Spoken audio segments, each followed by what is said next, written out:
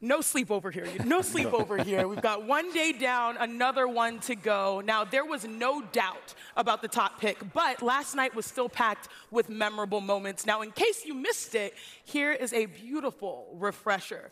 Let's go to the tape. Here's what you missed in the first round. No surprise, of course, at the top. Cooper Flagg goes 1 overall to the Mavs, the second youngest #1 pick in NBA history behind, we all can guess it, LeBron James. And a good story also, you guys, out of the third pick, VJ Edgecombe would become the third player from the Bahamas drafted in the top 3. Here he was talking about his mother, and it was beautiful. Long nights, I'm telling you, I lived off a generator. I ain't had no electricity. I lived off a generator for 7 years. Man, seeing what she had to go through to feed us, man, it's crazy. It's crazy, but I don't even know, man. My mind everywhere right now, man. You guys, goosebumps, chills. 2 picks after that, the pre-draft drama began a little bit. Ace Bailey ended up with the Utah Jazz, took him with the 5th pick, something that was not on many radars prior to round 1. Now, a great story at number 16. Jan Hansen will be selected by the Grizzlies, then traded to Portland. He was sitting amongst the fans, not anticipating to get drafted in the first round. He becomes the 3rd Chinese-born player selected in the first round. Then some more emotional stories. Kaman Maluach was taken 10th overall to Houston and then traded to Phoenix. Tears rolling down his face. He becomes the 3rd player born in South Sudan to be selected in the modern draft era. And he talked to our Monica McNutt about that feeling. I'm here representing the whole continent. Living in Africa, I had the whole continent on my back, giving hopes to young kids, inspiring young kids and the next generation of African basketball. That hit me in my soul. I feel like the NBA draft should be sponsored by Kleenex, because then there was Danny Wolf, who was taken at 27 to the Nets, and there you see him hugging his older brother Jake before making his way to stage. And you can see his brother just breaks down in tears, a testament to the emotions on draft night. Wow, again, goosebumps. Cooper Flagg has been the consensus #1 pick all season long. But Brian, when you think about it, what are the realistic expectations for Cooper? Well, we don't usually see rookies, as good as they are, ever really drive winning. Even LeBron James, it took to his 3rd year before he made the playoffs. Kevin Durant, 3rd year. Luka Doncic didn't make it his first couple of years. Cooper Flagg is going to a situation when he can materially affect winning immediately. I don't know if he's going to put up the biggest stats we've ever seen from a rookie, but his impact for how he's going to fit on that roster, his modern-day style of being able to play at both ends with versatility is perfect for the NBA and perfect for the Mavericks. He could have as big of an impact on the actual standings as we've seen a rookie in the modern era. I want to know who's responsible for these odds that we see, right? These Vegas odds, right? At ESPN Bet, because they done lost their damn mind. Oh, did you see the odds? Did you see the odds? I did not. 20. The Dallas Mavericks have a 20. It's 20 to 1 that they could win the Western Conference. That is disrespectful. When you're talking about a player that's been added for as Cooper Flagg and what he brings to the table. When I think about Cooper Flagg, I think about what Tim Duncan, right? Tim Duncan was older coming out of Wake Forest, right? But the effect that he had on San Antonio, right? When he went and got drafted by San Antonio playing alongside David Robinson, Cooper Flagg could have that same effect. When you look at their front line alone, when you look at Anthony Davis, Daniel Gafford, Derek Lively, P.J. Washington, and you add Cooper Flagg in there defensively, they are going to be a problem. They're going to be a problem. All of those guys could guard the perimeter. All those guys are excellent shot blockers. At the end of the day, when you look at Cooper Flagg, he could play any position on the floor offensively, and I think the Dallas Mavericks are going to utilize him at the point forward position until Kyrie Irving gets back, and he's going to thrive in this space, and they're going to be one of the best teams in the Western Conference. I agree with you, Perk. The Dallas Mavericks need Cooper Flagg to be a star from day one, and I think he's ready for that. We look at a guy like Kawhi Leonard. I think that's the kind of impact that Cooper Flagg is going to have from day one. Just the improvement that we've seen in the past few years with his shooting, with his ball handling, with his passing, and the impact that he makes defensively. I mean, sliding from 1 through 5, Cooper Flagg is going to be a star for the Dallas Mavericks. Think about this, right? Like, seriously. He's never ducked smoke, right? And never shied away from the moment. From the time they made it live TV at the EYBL when he was in high school, from the time he took the big stage at Duke, taking that team to the net. Like, he's not running from no smoke, and he always steps up when in the biggest moments. And every place he goes, his team gets better. They win, and that's what they need. Even though, you know, Mavs fans, they're kind of dealing with mixed emotions. Last night was a moment to remember for them, because look at the watch party moments before the first pick. You can hear these chants. Fire Nico, chants, still going strong. Wow. In Dallas. And Nico Harrison had plenty to smile about last night. He spoke to the media after the draft. All my draft prep up to that point was, you know, us being in the 11th position. So that's just, but, you know, things happen. Fortune favors the bold. But I think it's two things. I think it's win now. It's also win in the future. And we don't know when eventually it's going to be Cooper's team. We don't know when that transition will happen. So I think it's win now and then set yourself up to win in the future as well. Fortune favors the bold. Wendy, that is a very unique perspective. Gonna have to step in here. If anybody deserves credit for, or you know, the fortune, it was the misfortune of Anthony Davis, who tried to play through an injury to back up, you know, Nico Harrison, re-injured himself, caused the Mavericks to go into a tailspin, exacerbated by Kyrie playing so many minutes, which led to a knee injury, and the karma given to the Mavericks by Kyrie and Anthony Davis, if you want to believe in something cosmic, believe it in Kyrie and Anthony Davis for what they gave to try to help the Mavericks, lowered their position to at 1.8%, they got it. I will not allow anybody to say that they got fortune for the pick because they were bold in trading Luka Doncic. I will, however, say that where the Mavericks now found themselves is in an excellent position. This team, assuming that Kyrie gets healthy, can be a contender against Oklahoma City. And that is something that Dallas Mavericks fans should pay attention to. That is something that raised my eyebrows when I heard what Nico Harrison said. He said, we're not sure whose team this is. Perk, do you have an answer? Is it Kyrie's? Is it AD's? Or are we now entering the Cooper Flagg era in Dallas? I don't want to get into all that, but I will say they are legit title contenders. The Dallas Mavericks are legit title contenders right now. Like, on paper, what they have. Cooper Flagg, right, leading the charge. In my opinion, he's going to be the primary ball handler. Anthony Davis, right, one of the best two-way players, if not the best two-way players in the game, if you're not just looking at a certain position. And then when you think about the experience that they have, Klay Thompson, he's still a champion. The shooting experience he's going to bring to the table. The Dallas Mavericks are right there with the Houston Rockets in Oklahoma City. But, Perk, when you came back from your ACL, you tore your ACL. I came back in 5 months. It's going to take time. And how did that feel when you came back? Like, because when you say you're title contenders, you're assuming that Kyrie is going to be ready to go. Well, we know Kyrie is going to take his time, though, right? Like, I came back in 5 months. So who are their guards? Who's going to dribble, pass, That's shoot? why you got Cooper. That's why we're labeling him a generational talent. And you mentioned Jack of all trades. him potentially playing point forward. Yeah. It'd be interesting to see if that's the approach that they take. I'd like to bring our NBA insider, Shams Charania, into this conversation because obviously Cooper Flagg was the first off the board last night. Shams, what are you hearing about the first picks in the second round? Sinead, the number 31 overall pick, the first pick in tonight's NBA draft, is the Minnesota Timberwolves. I'm told they're evaluating prospects, but they are holding something of an auction, seeing what offers are there.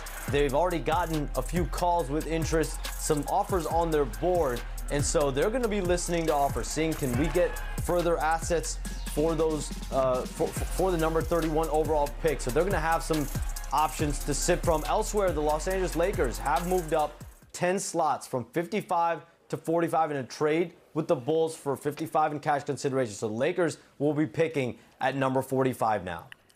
There are so many things to keep track of, all the moves that have happened that you have reported, particularly last night.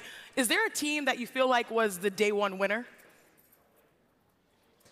I think you have to look at the Utah Jazz. Getting Ace Bailey at 5, there was a lot of questions where he would be. Internally, he was always feeling like 3 to 8. No matter what he did or didn't do, he would land somewhere there in that range, and he did at 5. And then to get Walter Clayton Jr. as well later in the first round, that was a big-time pickup. And talking to people in Utah, they look at both these players as shooters, competitors, playmakers at the wing and forward position. So Ace Bailey, Walter Clayton Jr., not a bad first draft for Austin Ainge, the new head of basketball for Utah. I know a lot of people, if you're Utah Jazz fans, you're like, oh man, we didn't get a top pick, but then fortune tends to favor the bold, especially what we saw yesterday when it comes to Utah. Thanks so much, Shams, for stopping by. Now let's continue this conversation because Dallas and Cooper Flagg, aside, Wendy, who do you think are the day one winners? Let's talk about the Hawks, and I'm going to actually give them even the day before the day because they used a draft pick to acquire Kristaps Porzingis the day before the draft, and then last night got tremendous value in trading from 13 back to 23. Look, I know Jonathan had Asa Newell before number 23 on his mock draft. I will trust other people who are smarter, but this is good value. And most important, they got this Pelicans pick next year, either the Pelicans pick or the Milwaukee Bucks pick, whichever is better unprotected. The Pelicans play in the Western Conference. That's going to be a tough run for them. And the Bucks, we don't really know what their team is going to look like. So there is a possibility that they moved 10 spots back, got a quality player, and maybe acquired a lottery pick next year. Big Perk, who's your biggest winner? Let me take you down to that Noya, baby. New Orleans. New Orleans. Like a lot of people are criticizing New Orleans. I thought they did great in the draft yesterday. They got the kids, Jeremiah Fears and Derek Queen. Derek Queen has the potential, the upside of a Şengün/Baby Jokic. That's how skilled he is. Relentless on the glass, and this kid Fears is going to come in right away and play big-time minutes as the primary ball handler. I love it what they're doing, aside of Zion signing with the great Bill Duffy, who's getting all this stuff in order. They're going to make, you know what I'm saying? They're going to make some noise. How about you, Jonathan? I love the Phoenix Suns picking up Kaman Malawach at 10. He was the best big man in the draft, in my view. He's going to be a perfect pick-and-roll partner with Devin Booker.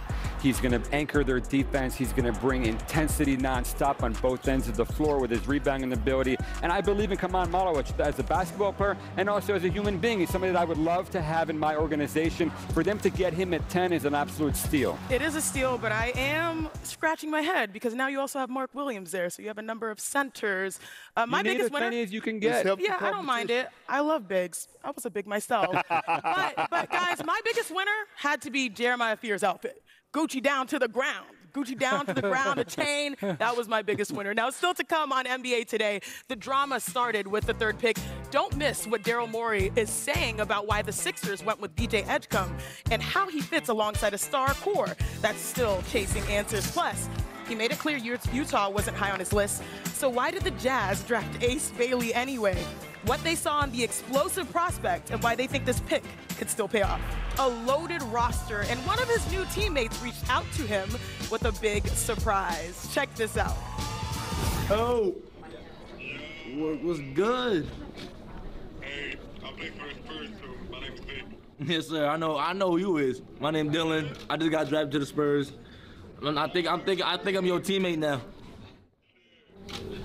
We lit. Man, we lit, man. This is gonna be fun.